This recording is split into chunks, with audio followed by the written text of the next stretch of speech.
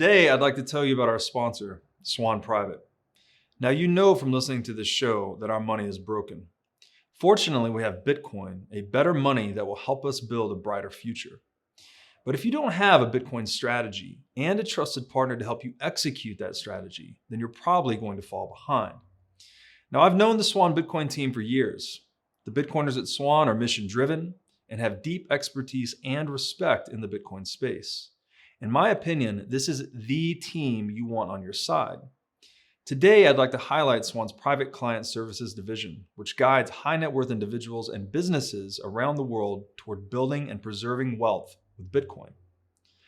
So visit swanprivate.com and learn how this concierge service gives you direct access to your dedicated Bitcoin advisor by phone, messaging, and email. Swan will guide you on complex areas such as self-custody, or you can choose to hold your Bitcoin through Swan with one of the largest US regulated custodians.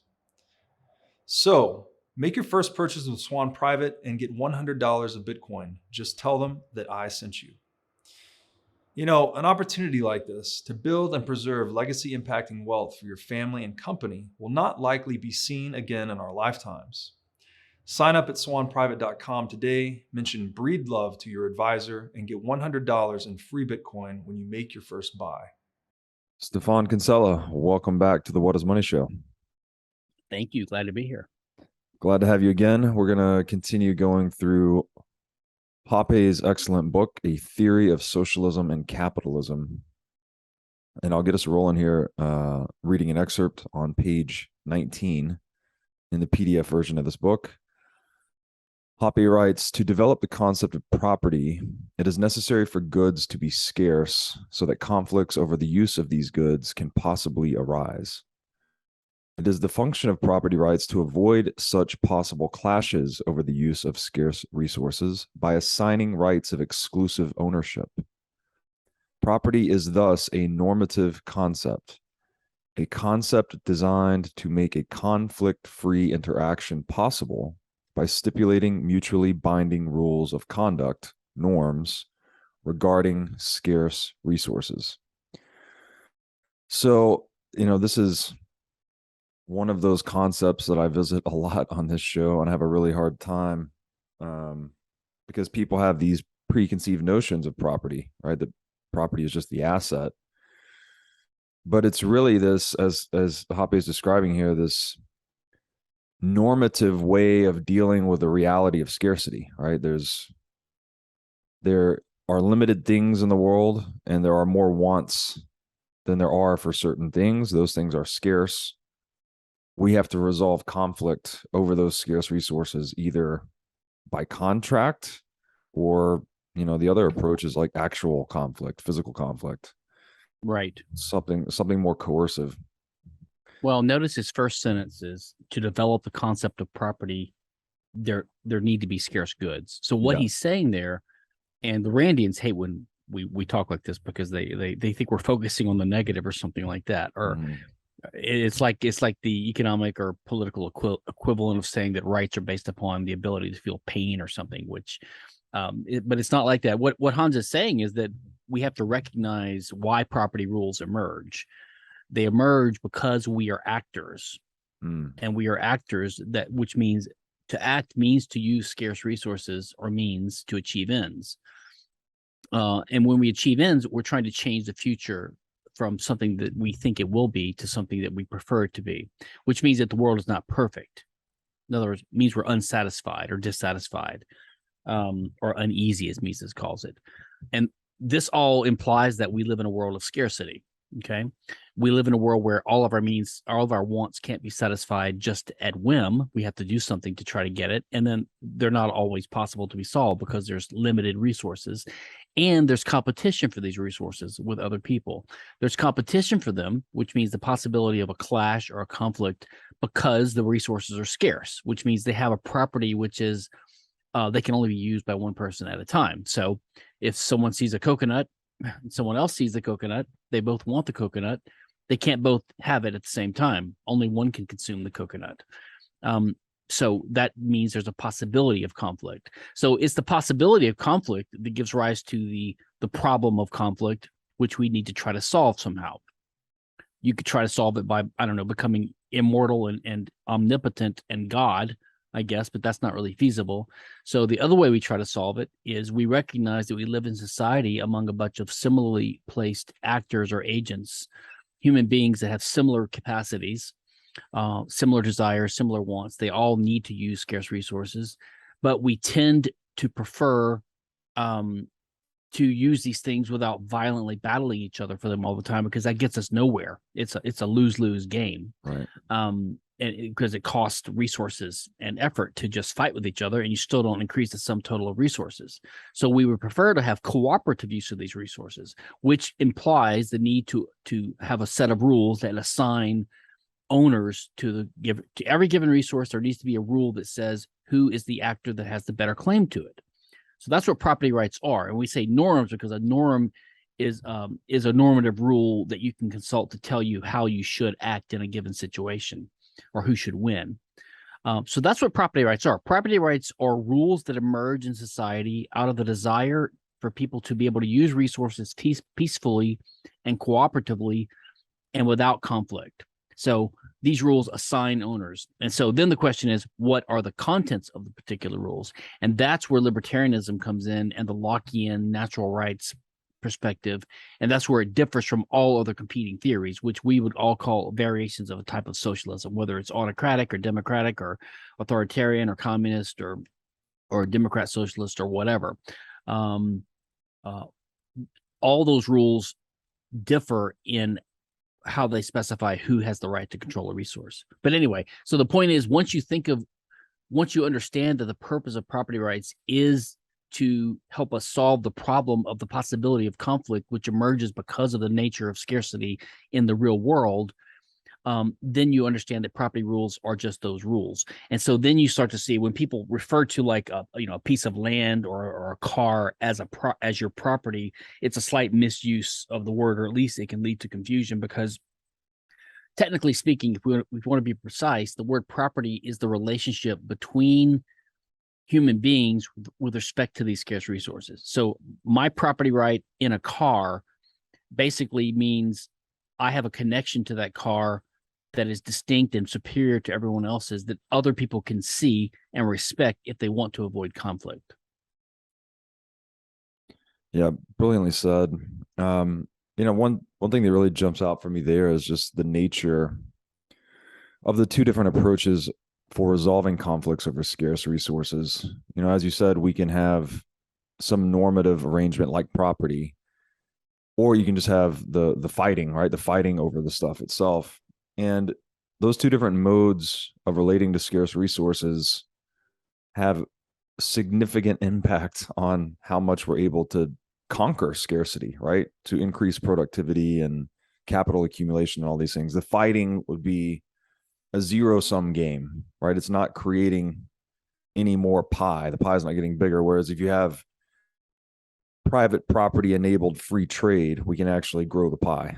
And so that's kind of the magic of capitalism in a way. Yeah, not only that, I think the fighting is a negative sum game, because you have to expend resources to engage in battle. Even if you win the battle, and you're the winner, you had to expend resources to get there. It's sort of it goes along economically with the idea that capitalism and society progresses by having what we call lower time preference, which corresponds to a longer time horizon, which corresponds to longer term projects. Okay. And so in capitalism, you can have more profit in a sense, or more output, more productivity, if you have a longer time horizon. So you can, you plant a crop and if it's trees or something, you can't use it for a few years. You have to wait, as opposed to going into the woods and just chopping the first tree down that you see. And if you keep doing that, soon you'll have no trees left. Or you might plant something that would last, you could reap in a month. But if you could start a factory, then you don't see the profits for 20 years. That's a longer time horizon. But the only way to engage in these long-term projects is to have stability of property rights, because you're not going to invest your resources in something that can be taken away in a month or a year or 10 years. So security of property rights, that is a normative approach to solving conflict, permits us to engage in longer term planning. and that produces more prosperity. So this is why if you think of competition among societies on the world, societies that happen to settle upon more Lockean type private property rules are going to be more prosperous than other areas or regions which don't, because they're going to be living hand to mouth. I mean, think of Africa versus Europe. Africa is poor and Europe is prosperous, and the West is prosperous. And that's primarily because of the differences in the way property rights are institutionally respected. So you can engage in longer term projects. If you can't count on the future, that is, if you live in a might makes right society, which basically means there's no right, there's only might, right? So the normative view means that we have a built-in society-wide ethos where people tend to respect these norms, even though they're not self-enforcing. We voluntarily abide by them. Now, the few people that don't are regarded as outlaws or criminals and are dealt with as what Hoppe calls mere technical obstacles or mere technical problems. But that's basically the way you look at it. Yeah, it seems to be, the law of sowing and reaping comes to mind, that this just lets us engage in more sowing and therefore more future reaping. And, the West has really proven that economic law, the economic success of the West, I think, has proven that property works, right? Strong property rights allow the society to become more wealthy than it could without them.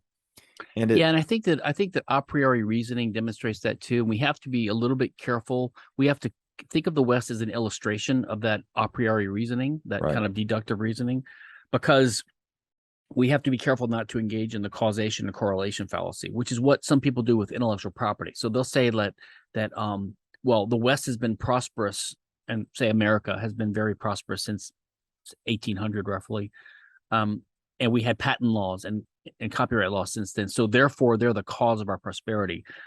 So we have to isolate these things. I think we can make a good case that our strong property rights have been a cause, or at least a necessary component of our prosperity. But there are other things we've had continuously for the life of the country. We've had inflation. We've had central inflation of the money. We've had tariffs. We've had wars. We've had taxation. We had slavery for a long time. We had discriminatory laws. We've had intellectual property. We've had regulations. All those things also accompanied our growth, but they're not the cause of our growth. I would say that our growth happened despite these things and would have been greater without those things. That's a great point. So I should say that the West is illustrious of it illustrates a rational insight. Mm-hmm. Yeah, not necessarily a proof, but a good illustration. That's a good qualification there. And so this normative concept of property, I think it really begins, it's the human being relationship with nature in a lot of ways, right? It's like how much, rather than how much, when we go into the world and make productive use of these scarce resources, we establish this relationship called property. And it begins really with our own biology, right? And that's where Hoppe goes next, is into this kind of Lockean view as property as an extension of individual self-ownership. And I'll read just a quick excerpt on that. Hoppe writes, as a matter of fact, even if we were to assume that we lived in the Garden of Eden, where there was a superabundance of everything needed not only to sustain one's life, but to indulge in every possible comfort by simply stretching out one's hand, the concept of property would necessarily have to evolve. For even under these quote-unquote ideal circumstances, every person's physical body would still be a scarce resource, and thus the need for the establishment of property rules, i.e., rules regarding people's bodies, would exist. One is not used to thinking of one's own body in terms of a scarce good, but in imagining the most ideal situation one could ever hope for, the Garden of Eden, it becomes possible to realize that one's body is indeed the prototype of a scarce good, for the use of which property rights, i.e., rights of exclusive ownership, somehow have to be established in order to avoid clashes. Now, this is one of those areas that it just seems so abundantly obvious to me, the reality of individual self-ownership. But when I've tried to use that as a justification for property, or as like the foundation of property as a normative concept, I've had a lot of people argue with me. They're like, no, Right. you're not individually self-owned, right? You're this Right. composite of other influences and personalities. And so how do you deal with that? Do you take the Lockean view? Or Well, I take the Hoppian view, which is based upon some of Locke's insights. This is an example of what Hoppe is such a precise, clear, powerful writer. But in this one paragraph, there's a lot of things compressed and a lot of assumptions. So this first of all, this paragraph illustrates sort of the problem or the problematic nature of some of these hypotheticals. Like, for example, in economics, I think Rothbard and Mises use this idea of the evenly rotating economy. Now, that is actually an impossible situation, but they're trying to mentally isolate aspects of reality to help us focus on certain phenomena, right? Like interest or time preference or uncertainty or the role of money. Like, you wouldn't need money in an evenly rotating economy because you would know everything. So that kind of, right. although the examples always break down if you take them seriously because they're literally impossible. So it's just like if you have a math equation and you accidentally introduce a zero in the denominator, like there's x minus y, and they happen to be the same as a zero, you can get any result possible, and you might get weird results because you don't realize you made that mistake. And the same thing is true if with these examples. Now, the same thing is true here. Hoppe takes it halfway. See, he says, imagine the Garden of Eden where there's superabundance of external resources.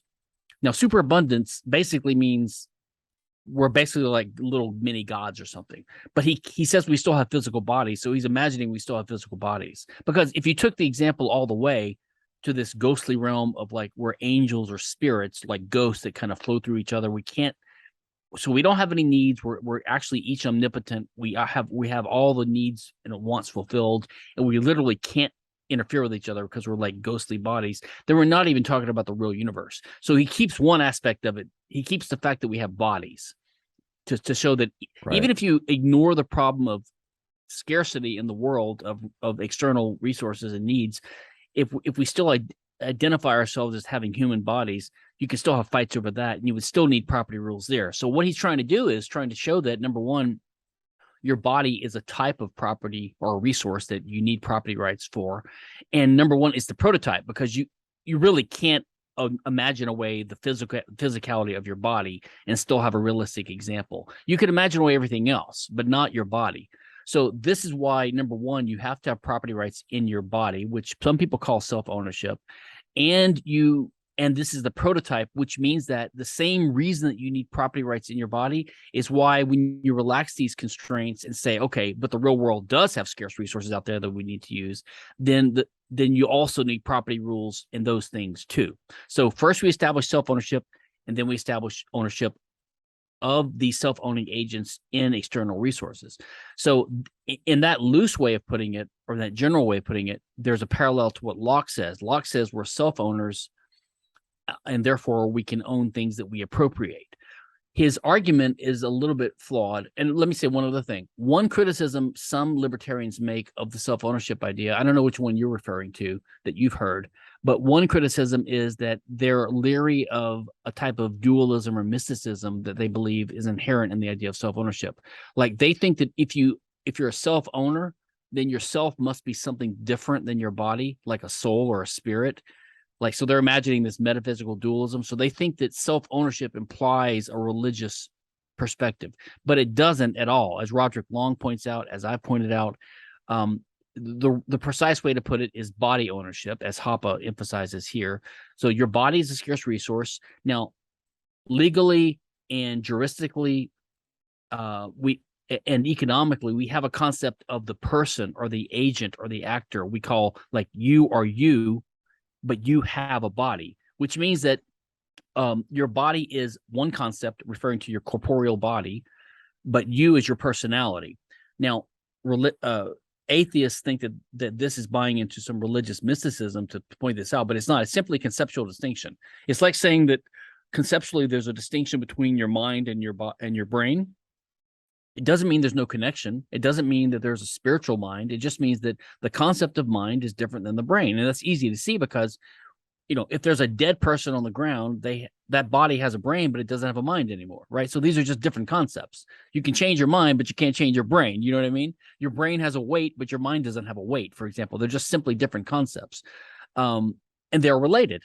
And likewise, your personality, what some people call your soul, but what we don't have to, we can just say your person, your agency, your identity as a person or as an actor is distinct from your body, although they're definitely related, because you can't be an actor without a body, because your body is how you interact with the world.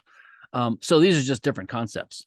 So one objection to self-ownership is that it's religious. That Leland Yeager made this objection to me, and I'm an atheist too, so he doesn't know what he's talking about. I mean, when I say self-ownership, I simply mean body ownership, and all I mean by that is you have a scarce resource in your body, and someone has a better claim to it than someone else, and either that's me or it's someone else. So the choice is really between lawlessness and chaos and the war of all against all, or slavery or self-ownership. And libertarians simply prefer self-ownership. That means I am the one that has the right to decide who gets to use my body. If you have a woman, for example, Sharon, and she has a body, then the question arises, who gets to decide who can have sex with that body? And our answer as libertarians is Sharon. We don't have to decide metaphysical questions about, or religious questions about whether Sharon is a soul or not. It doesn't matter. We can identify her as a person, and Sharon is the person in control of her body, and she's the one who has the right to decide who can have sex with it, right? Any other answer is either slavery or lawlessness. Yeah, brilliantly put.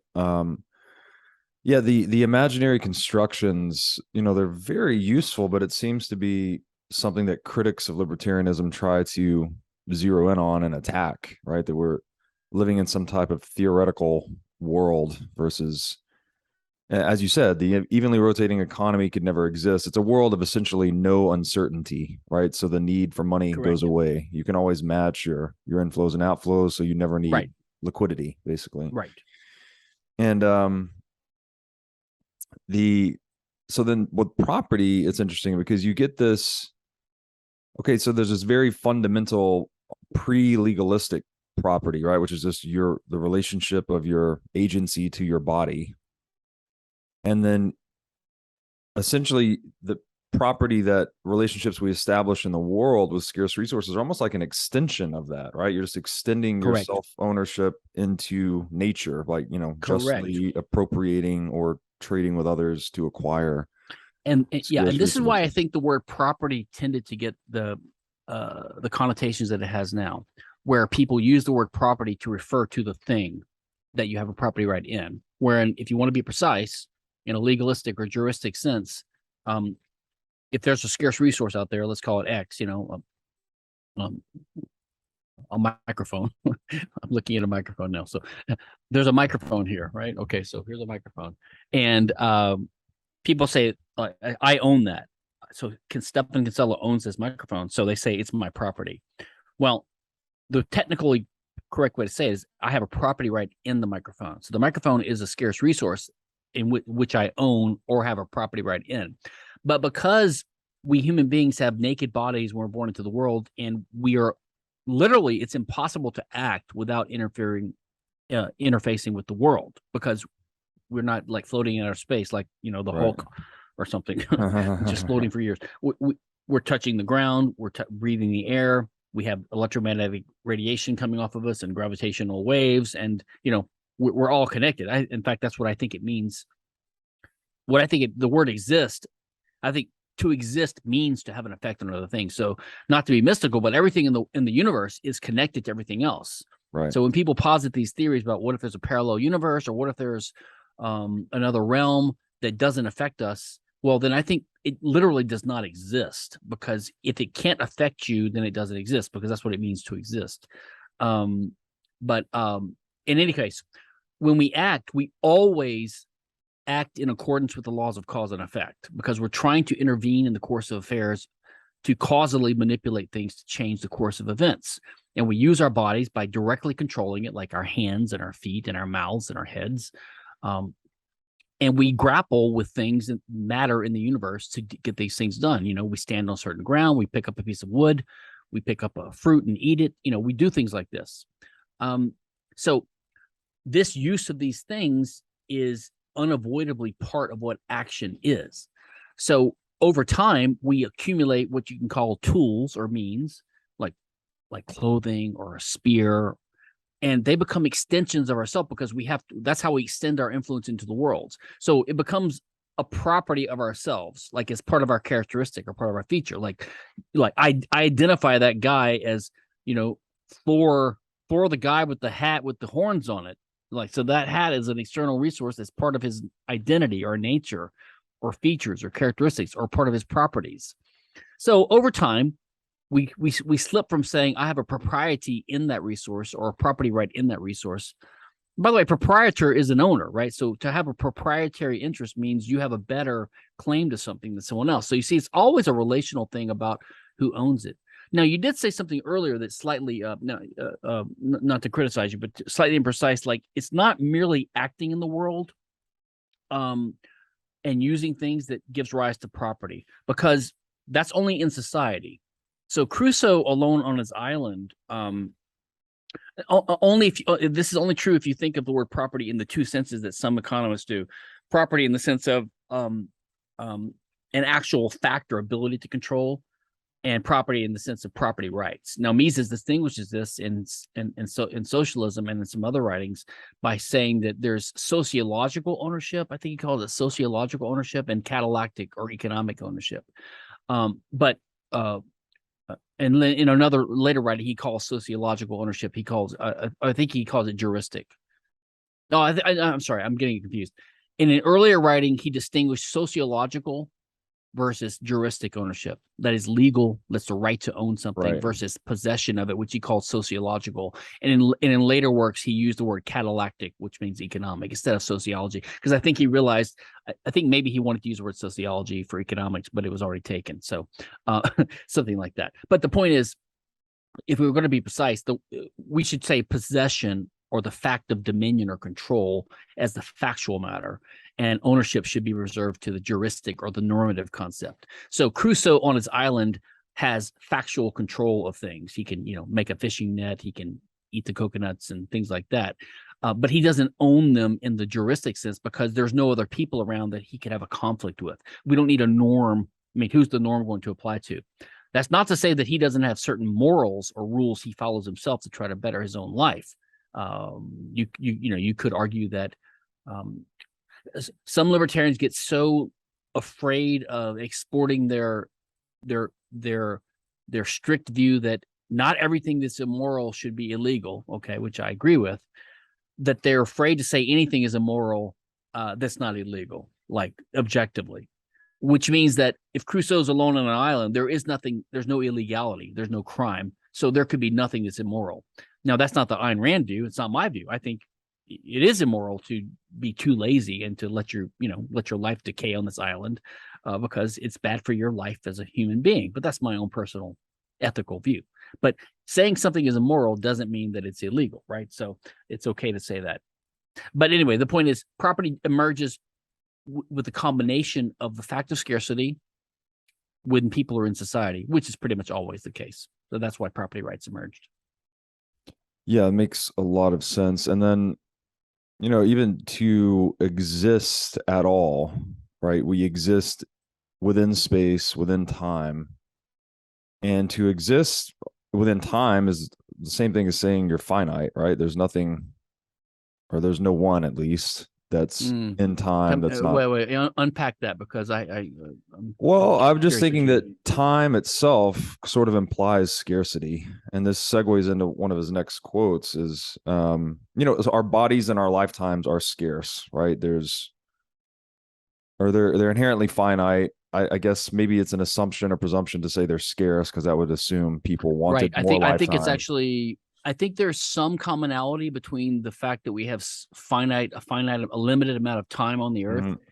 Mm-hmm. There's some analogy to that in scarcity, but I don't think it's really the same thing. This is why in some of my writing, I've tried to replace the concept of scarcity with what I call conflictability. Now, the reason is because, which is almost the same as the economic concept of rivalrousness. The reason is because the word scarcity is ambiguous, and which is implied by Hoppe's use of the word superabundance. Superabundance is distinct from abundance. Abundance means there's a lot of bananas out there. There's so many bananas that they're a penny a piece, let's say. Right. But a superabundance means there's so many that there's there's oxygen. literally it's impossible to take it. Again, it's an impossible construct to imagine, but that actually is the case for ideas and information.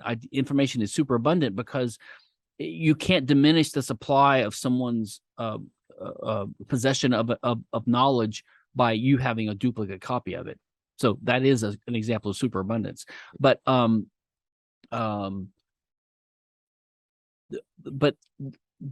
I don't. Here's my way of looking at it. Hoppe's written on this, by the way, in other places on something called protophysics. The idea that we can use a priori and deductive reasoning to talk about basic concepts of even physics that are the foundation of physics, not to be proved by experiments. Okay, and so I would say that it's like a priori true that we have to conceive of ourselves as operating in three-dimensional space. And when physicists and space cadets, as Rothbard might call them, and mathematicians say, "Oh, time is the other dimension," and there's like 11 other dimensions curled up into, I think it's all nonsense in a physical sense. I don't think time is a dimension. Time is a concept that we have that has arisen because we observe. Well, we observe. Observing implies that things change. Things change. So time is just the concept that comes along with our recognition of the fact that things change. In fact, action implies this, because action means we're in a present moment and we see something is coming. That means the current state of affairs is going to change, and so change happens, and it a priori happens because of whatever the laws of causality are in the universe. We don't know what they are exactly. We have some guess, and we develop that over time with the scientific method and with experience and observation, right? But the point is, so time is just the fact of things changing. So, but we have good reason as a factual contingent empirical matter to believe that our lifespan is finite, right? You could say it's scarce because, there's a certain number of minutes and you need time to do things. So you have a certain bucket of minutes in your life to get things done. So that's scarce. And that affects how you plan and how you live your life. That's all true. But it's not scarcity in the sense of conflictability, because you can't have a conflict over time. Now, people overuse metaphors, and they'll say something like, well, if you enslave someone or if you tax them, you're stealing their time. Okay. That's not literally true. You're not literally stealing their time because that's just a metaphor, right? It's just a way to express the outrage and the consequences of aggression in certain cases. Like if you enslave someone for 10 years, then there's 10 years they had to spend in prison instead of getting something productive done with their life. But it doesn't mean you stole their time in the sense of like there's a substance that you took it from them and now you have it. You can spend it, So I think we need to be careful with these terms. So anyway, we'll go ahead. So let me double click on that actually. When someone is the victim of taxation or inflation, let's say, or just keep it in the realm of taxation, I guess, the fruits of their labor are being stolen, right? Their property rights are being violated. So would you say that it is proper to say the fruits of their labor are being stolen, but not their labor is being stolen? Well, so I would say it's a metaphor upon metaphor. So the fruits of your labor is a metaphorical way to describe. Okay, so economically, this fruits of your labor idea is the idea that if you work hard and to transform a resource that you have a claim over, like ownership of, then if you have luck and you have good planning, and then you might make a profit, right? So, if you plant a field, you plant a garden, and you reap, then you get the crops a year later, and it works out as you planned, then your labor was used by you to produce a profit, right? So, and if it's a tree or a plant that produces fruits, we call that fruits. I mean, so like even in the law, there's something called civil fruits. So like if you loan someone money and you get interest, we call that civil fruits. Or if you own a cow and it has a calf, we call that a fruit. So it's just the result of your actions. Now, this leads to the concept, if you're not careful, this can lead to the Marxian labor concept that if you do any effort at all, you're entitled to a profit. Right. But of course, you're not. This is the idea behind intellectual property. Like, well, I worked on this idea, I should get a profit. I mean, just like in physics, work is moving a force through a distance. If you push on a wall, you expend effort, but you don't get anything done. You're not producing any work, right? You have to actually accomplish something. And the same thing in the market. If you can work hard on an idea and your business could go bankrupt, you don't make any profit. So working hard doesn't guarantee it. It's just that sometimes there is a fruit of your labor, right? That's why you labor, trying to make a profit.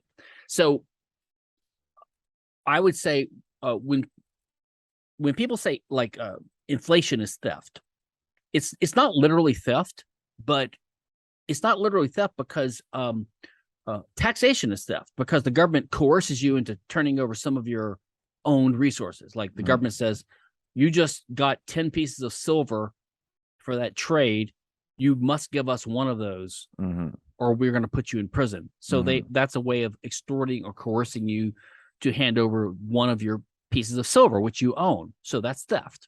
Okay, theft by coercion. There can also be theft by stealth, theft by other, but it's a type of theft. Now, inflation is similar because when the government prints money, they reduce the purchasing power of your existing money. But the reason it's analogous is because there is still an act of coercion or aggression in the government monopolizing the monetary system in the first place. Right. So they wouldn't be able to do this unless they had monopolized the money. And that required coercion as well. Like they had to pass a law saying the dollar is legal tender and it's illegal to own gold, and or gold is taxed, but our legal tender is not taxed. So they do these things that are all rights violations. And the way any system, any theory of justice works is when we identify an act of aggression, then at that point, you can take the consequences into account in assessing damages, right? This is called consequential damages in the law.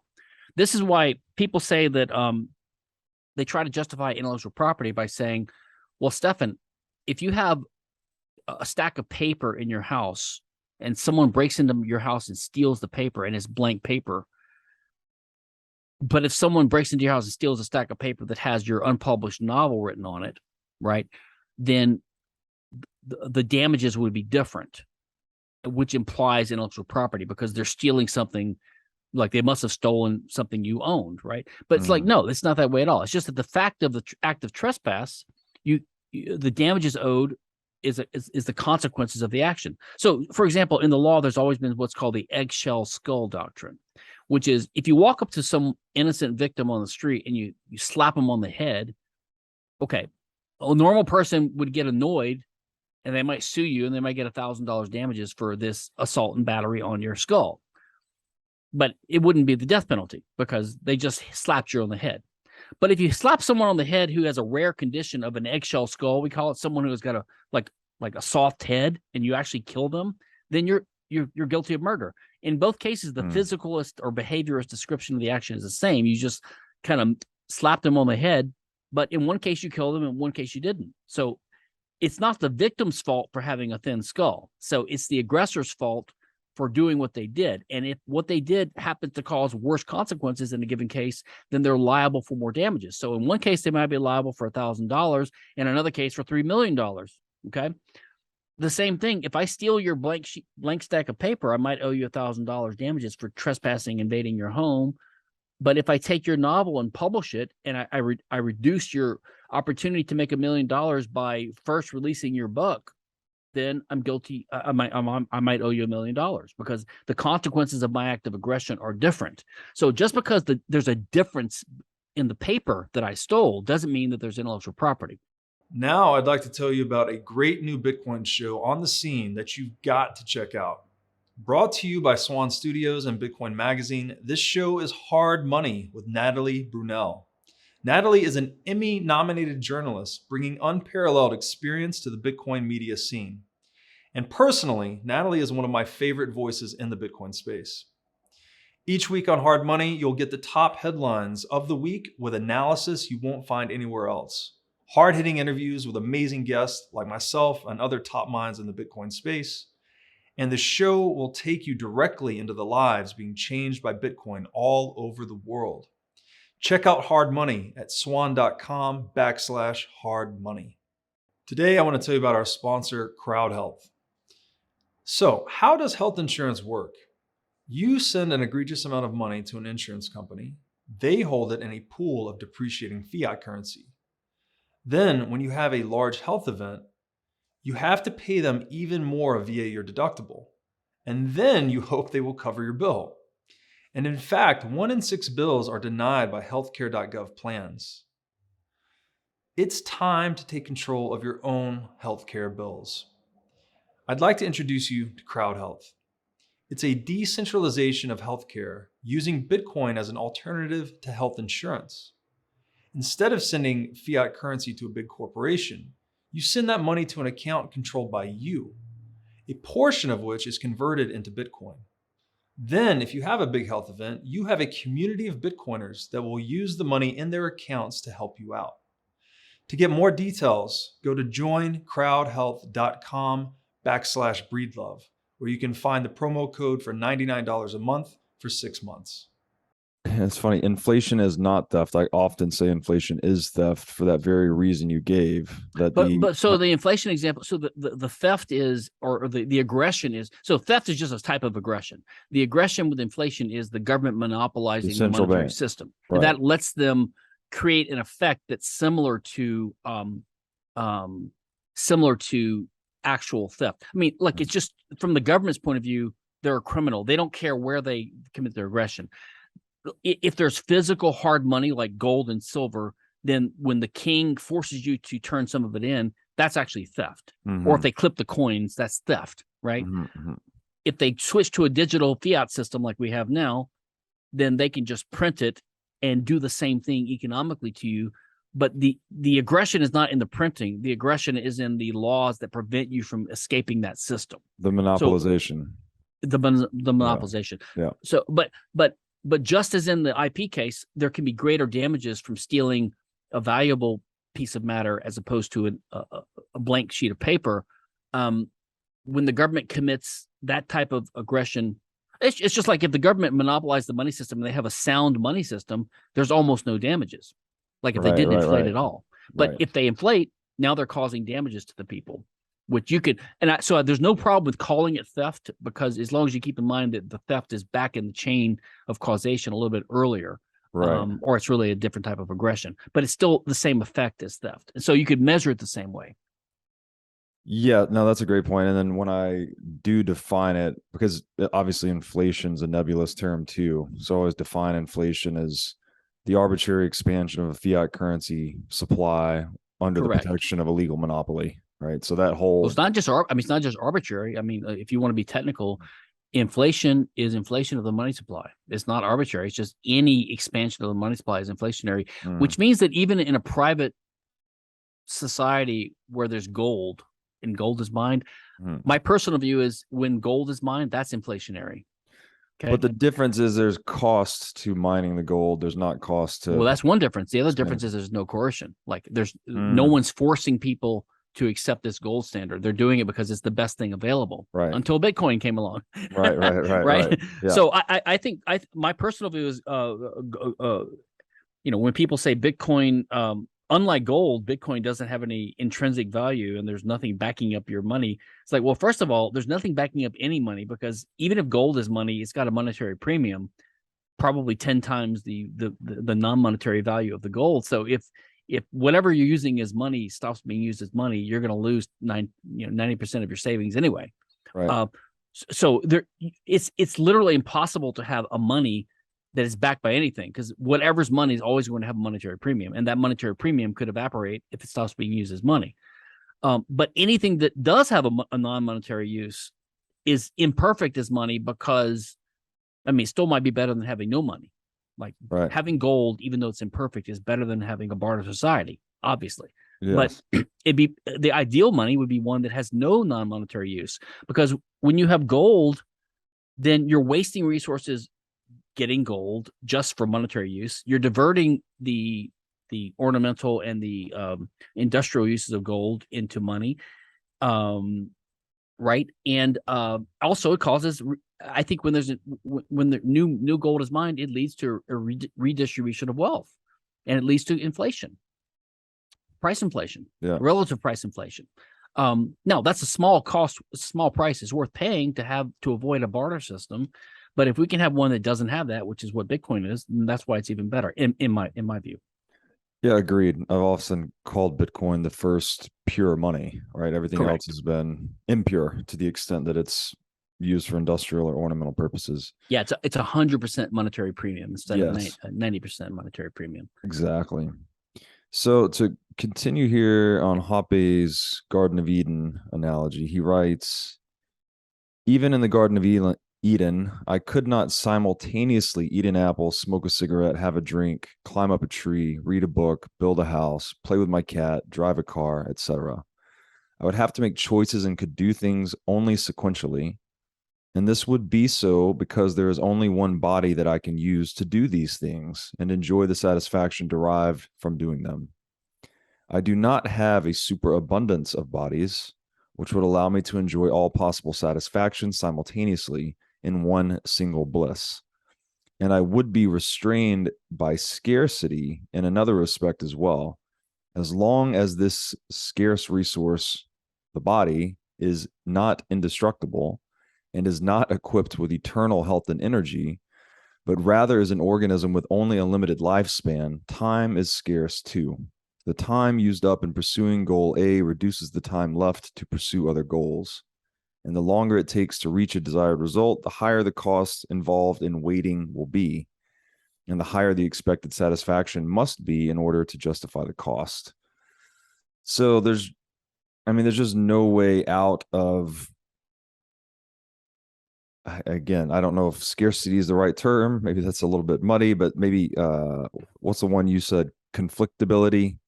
There's an inherent conflictability, I guess, just by existing as a human being, right? We live in time. Pursuing goal A diverts from pursuing goal B. You've got to prioritize, and that prioritization is action in a way, right? Whatever you're doing in a moment, you're doing at the exclusion of all other things you could be doing, right? You're incurring those opportunity costs. Yeah, and I think he's also kind of explaining time preference here, which is almost implied by the fact of action, because you can only act in the present. So whatever you do, you're always preferring something now as opposed to the future. So it's implied by the fact of action. But notice that, so like when he makes this kind of fantastical assumption of a Garden of Eden, he's assuming away all scarcity except for your body. Because if he assumes that away, then we're not even humans anymore. We're just some kind of weird mini gods living in our own, solipsistic realm or something. Like, it just doesn't have any relevance to us at all. But the fact that he retains scarcity of your body in his fantastical example is a way of highlighting one thing that some libertarians miss, which is they believe that just because your human body is a prototype of ownership of scarce resources, that means that we own ourselves because of homesteading as well. In other words, the reason you own an unowned resource in the world is because it was unowned and you appropriated, or you first used it, or you homesteaded it, as Locke says. And they think that, well, then if you own yourself, it's because you homesteaded yourself. But that doesn't make any sense. The concept of homesteading requires there to be an actor. So there has to be an actor or an agent in the world who's roving around the world, finding unowned things, and then taking them to himself and becoming the owner of those things. But the first act of appropriation can't be owning your body, because there wouldn't be an actor to do that, which is exactly why Hoppe here doesn't imagine away the scarcity of your body. Like, to keep the concept of ourselves as actors, we have to assume a human body with physical features. But if you own that, it can't be because you homesteaded it, because there's no actor before that to homestead it, right? Unless you go mystical and you assume that, there's a God up in heaven with souls, and he puts a soul into a body, ensoulment or whatever. But that's not libertarianism. That's religion and metaphysics. Right. We have to have a different grounding for that. Now, Locke, this is where I would differ for Locke, okay, and I think where Hoppe differs from Locke.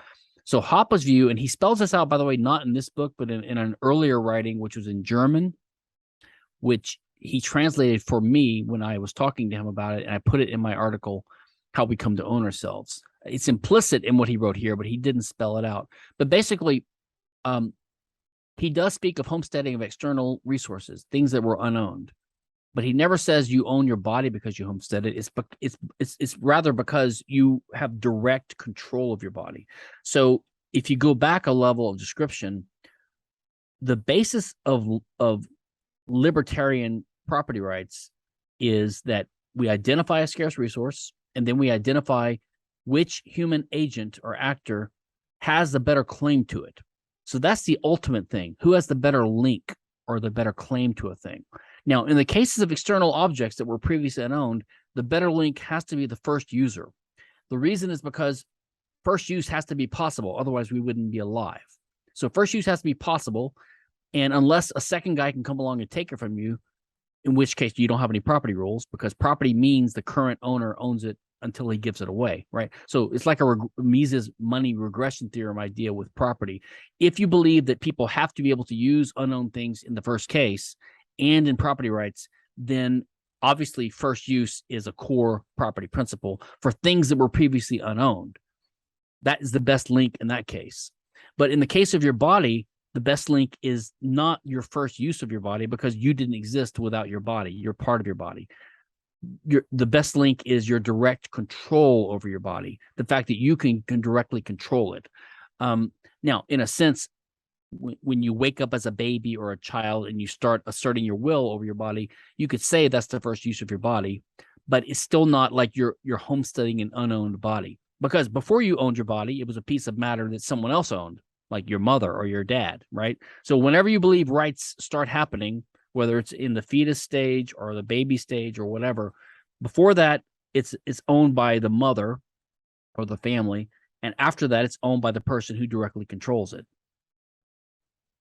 Yeah, that makes a lot of sense. I wonder if that is perhaps another useful way to conceptualize property as control over an asset, or because that's what it's ultimately about, is the connection between the individual agency and the actual scarce resource. There is an element of control. So in the case of your body, it's your direct control. So that gives you an unavoidable, an undeniable link to it, which. So this is where Hoppe's argumentation ethics comes into play. He says that, like, when we justify rights, you have to imagine, say, two or more people engaged in a dialogue or a discourse about, okay, what rules should we have? And if the first rule that comes up is, okay, who owns our bodies? Well, each person making the argument for ownership about bodies is already presupposing, well, he's already controlling his own body. Right. And he's definitely claiming a right to his own body, because he doesn't want, he might say he owns you, but he also says he owns himself. But for whatever grounds he gives for owning his own body, he's got to grant that you have the same basis because you're similarly situated. So whatever it is about him, and so what it is about him is he has a direct control of his body. So he's basically, by claiming a right in his own self, he's conceding that other actors also have a right to their own bodies because they are their bodies and they control their bodies. So it's all interlinked together, right? So that's the core of it. Now, as a matter of pure economics, and Crusoe on his island, we need to control other things in the world, right? So control is, and that's what we call, I would call that possession, right? Just the fact of control over a thing. But again, when there's other people around, this fact of control and this need to control gives rise to the possibility of conflict because of the nature of these things. They could be fought over by more than one person at a time. So then we seek norms that say, okay, there's a thing that could be used by many people. Well, it can't be used by many people at once, but many people could seek to use it. But that's going to be wasteful and violent. So we're going to assign it to one person. So obviously, it's got to be the person that has the best link to it. And that's the first person who controlled it, you could say, which is what appropriation or homesteading is, the first person who controlled it. And then that person has the right by contractual consent, to consensually transfer it to another person. That's how someone can come to own something. So you basically can come to own things only two ways. You're the first person to start using an unowned thing, or you get the owned thing from the existing owner. That's very simple. Right. Through consensual exchange. Through contract. That's what contract is. Contract, yes. And so does this then highlight the relationship of defensibility and property? Because I think if you get really Darwinian about it, it's only yours to the extent that you can defend it. Right now, I think that's, yeah, I think statements like that, that's a mixture of practicality and economics on the one hand and norms on the other. So if you're not careful, so it's true, I think, basically. But if you're not careful with that, then you start thinking of might makes right, right? And you start thinking, well, there's lots of property that's owned now that has a tarnish on its title from 700 years ago. So basically, it's all might makes right or something like that. That's yeah, a confusion which we can clear up with property theory. But I think what the core of the insight is that well, first of all, rights are not self-enforcing. So just because you have a normatively justifiable property right in something doesn't mean that it's impossible, literally impossible for someone to violate that right. And rights can be violated. They're normative. They're not they're not physical causal laws. Like you can't violate the law of gravity. You can't violate the second law of thermodynamics or whatever, right? But even if you disagree with it, it's going to operate no matter what. But God's not out there making everyone live up by the golden rule, right? People can violate rights. And this is one thing that kind of simple-minded legal positivists and skeptics point to, as they say, haha, what good do your rights do? I can just shoot you. It's like, yeah, okay, you can violate my rights, but I never claim my rights are self-enforcing anyway. So saying that rights are property is only so good as you can protect it is true in a practical sense because they're not self-enforcing. So sometimes you have to engage in reasonable measures, like put a lock on your door, or hire a protection company, or live in a society where everyone respects this and there's a police force, or a private police force, or whatever, or have have some guns on yourself, protect yourself. So that's one aspect of what that kind of expression means.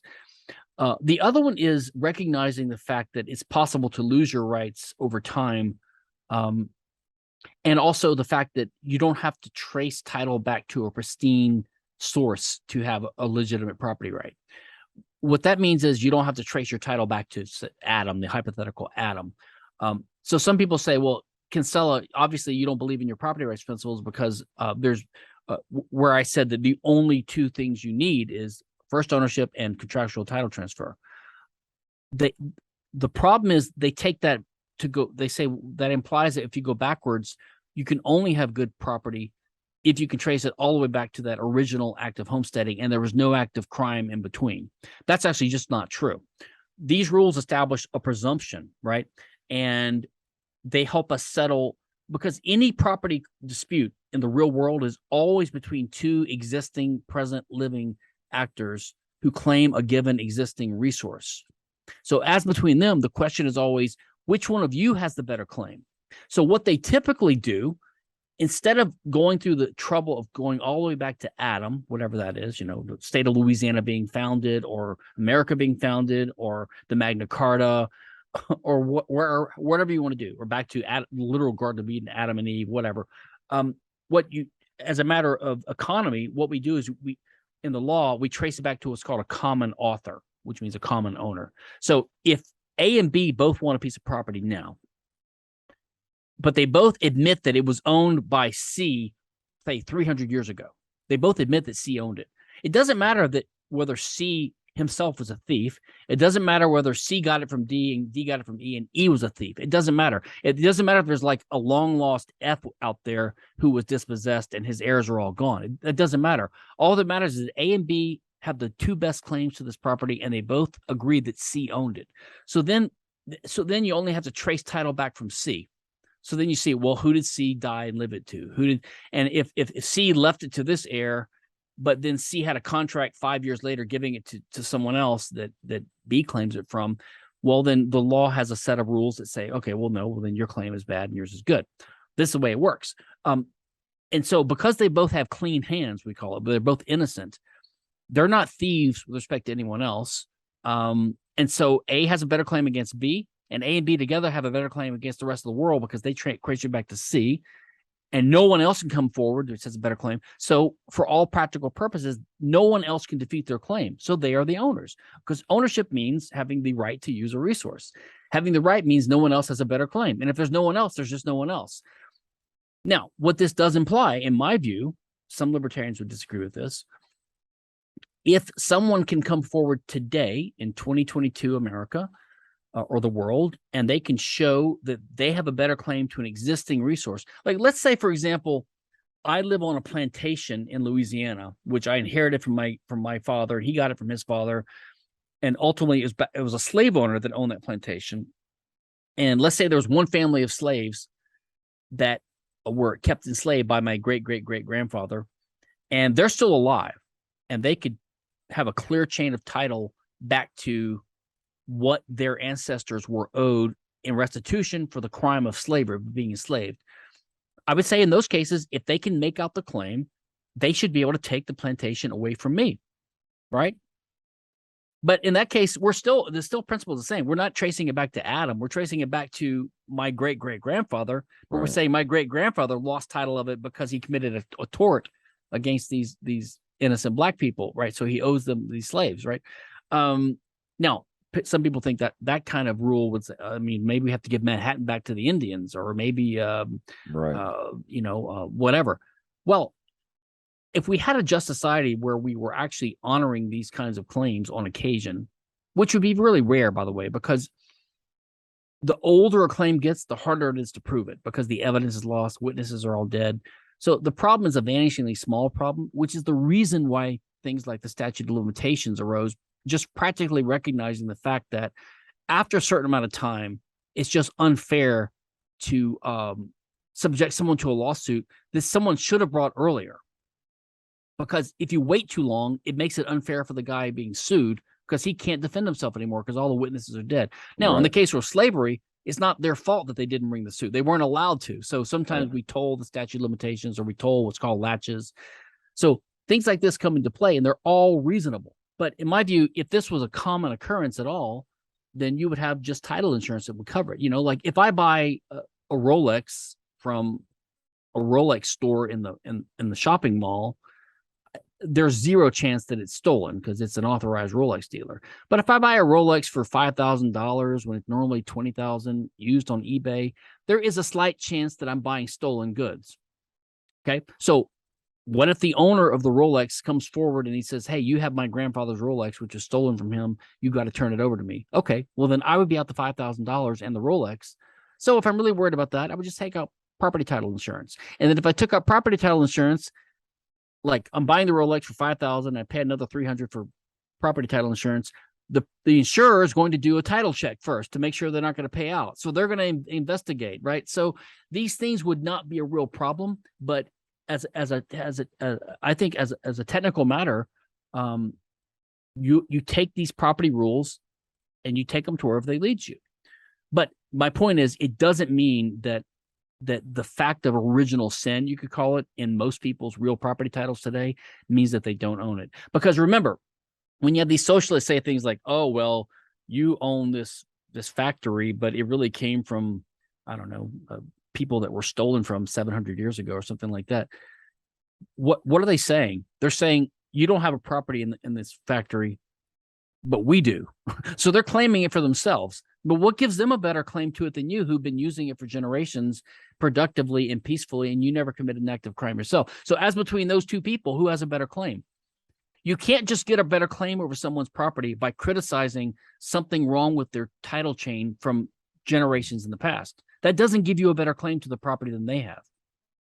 And you see, I'm using the word property wrongly here. The resource. It's hard. It's hard. It is hard. Well, so we're trying to, I guess, superimpose this normative structure.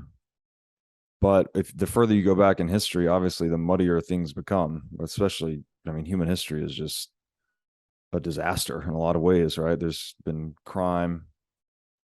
The history of humanity is like kind of the history of crime. They're kind of one and the same. Obviously, not everything we do is criminal, but man, it's pretty bleak.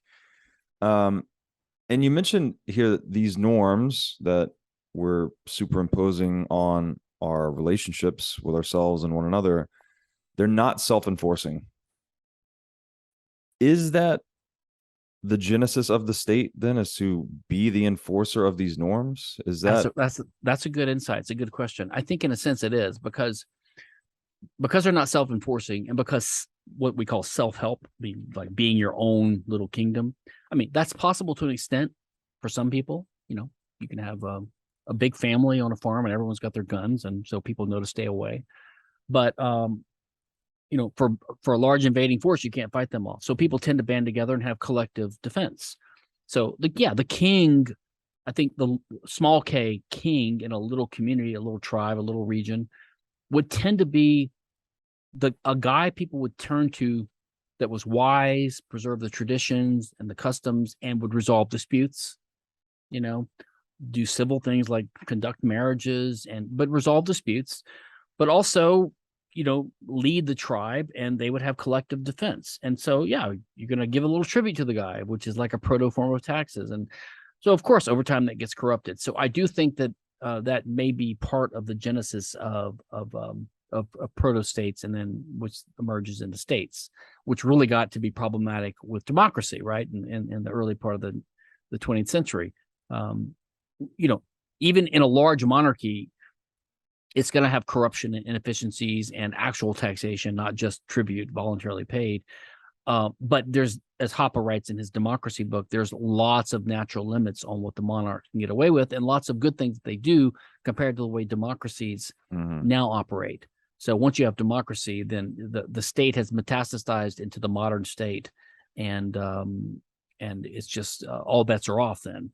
And there's like almost no connection anymore between what the state does and what natural justice is, where at least there's some remnant connection when there can be when there's a monarch. Like, it's possible to have a good monarch, right? But it's not possible to have a good democratic state. Right. And again, this is sort of back to property, I think. Again, drawing on Hoppe's book, Democracy, the God That Failed, that the monarch has more skin in the game, or has more of a capital interest in the tax base versus a democratically elected, 4 or 8 year guy. Right. Because in the monarchical and feudalistic systems, there's like a hierarchy of ownership. So the king, the state is the overlord. They're the base owner of the entire country in a sense. And then that property is distributed to their lords and their fiefdoms and, and the tenants down the road. It's very decentralized, distributed, mutually reinforcing. And the king is there for life, and then he can give it to his heirs. So he has an interest in preserving the value of so-called his kingdom, or at least the base ownership of his kingdom. So he tends to think of long-term consequences when he enacts policies, whereas in the democratic state, the rulers are in for 4 years or something like that. So they're trying to get as much as they can. They don't care about the cost they impose to get it. Yeah, it's a great point. So, I mean, would it then be another way I describe the importance of private property is that it's foundational to civilization, or perhaps more narrowly, just social organization. And as we'll get into later in this book, socialism is sort of premised on obviating or even eliminating private property. So would you agree with that it's, as we're describing, it's the monarch's property interest in the tax base, it sort of makes that work. The state, it seems like the genesis of the state is related to the enforcement of the norms of property. So I'm drawing on Ayn Rand here, where she says, and I think Mises says this too, right? Private property is foundational to civilization. You can't really have one without the other. I think society itself presupposes a certain amount of voluntary respect for each other's rights. And that's because we're a social species, which means most normal people, the way I crudely put it, and even Mises talks about this, is we have empathy for others, which simply means that part of our value system is the well-being of other people. I mean, we're all self-interested, but because we're a social species, it matters to most of us that are not sociopaths, that other people's well-being matters to us too. And there's maybe some self-interest baked into that, right? Because other people that's what are happy and means. Productive. Because we're a social species, and because we enjoy having our families and our living in the community with others, and we enjoy the division of labor and social intercourse with other people. It's all part of it's all mixed together, but it's just part of who we are. So most normal people that are not sociopaths have some empathy for others. And that means that we have a certain amount of voluntary respect for other people's rights according to these natural natural property norms. And if we didn't have that, we just wouldn't exist as a civilized species. We would just be like animals, basically, with living hand to mouth all the time. But we're not. So apparently we have a different nature than that.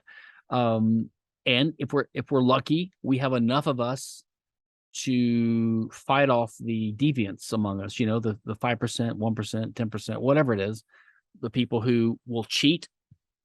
Look, even if everyone was born an angel, if you had a perfectly docile pacifist society where everyone respected everyone's rights, the temptation for that one worst guy, the one least good guy on the edge to cheat would be so immense, because he could just walk into everyone's houses and steal their gold, because they wouldn't even have locks on their doors. No one would know what locks were. So I think just economically, there's always going to tend to be some deviants, some outliers, some outlaws. And so the 90% remainder, people always have to recognize this possibility, and they always need to be on the ready to stop it, or to be so wealthy that they don't care, which is what I suspect the future will be if we don't kill ourselves. I think we'll have some kind of near super abundant society, not super abundant, but a post-scarcity society, not even post-scarcity, but like hyper abundance, let's call it super rich. Yeah. Super rich, so that, no one has a need to steal. And even if someone is so poor, even in a world where it's easy to become rich, people would just give them some stuff for free. Who cares? Have some bananas. Yeah. So that's my kind of utopian dream for the future, that crime will diminish because it won't matter. People won't need to commit crime, and no one will care. They'll have so much stuff. I don't know. That's my hope for the future. Yeah. Well, it all comes down to the incentives, like you just said. If everyone's in this super docile society, the incentives to be the one wolf in that pack of humans is really huge, because you can just reap a lot of gains. But I guess the other piece of that is, like, again, something like Bitcoin, right? It makes at least that form of property, money itself, really hard to steal, really unprofitable to correct. confiscate. So, and not only that, I think there's been some really good essays. I think Guido Hulsmann has written on this, and there's a guy named Paul Cantor. I think he recently died, actually. He was a Mises scholar. He's got a great article on Paul Mann and hyperinflation, about how our current fiat inflationary order has totally corrupted society. Everyone's view about the future, their view about savings, their view about time preference, their time preference. And if we were to have a sound money, I think it would have dramatic implications and consequences for just our character as a species. It would reduce time preference. It would make us have a completely different perspective on spending and consumption, leisure. I think, I could imagine a future where, you get out of high school or college and get some productive job, and you just rent for 8 years, and then you saved up enough to just buy a house for cash. Like, I could imagine lending, the whole concept of lending, just disappearing. Yeah. And people just saving ahead of time and using their savings for investments or for purchases. I could see the whole concept of loans just disappearing in a sound money world. Yeah, it makes a lot of sense. And exactly what you just said, Hoppe gets into later, but I want to be respectful of your time today. So we'll wrap it up here and jump back in soon. So, Stephan, all right, we can do a part 3. Sure. Thank you so much. Appreciate it, Robert.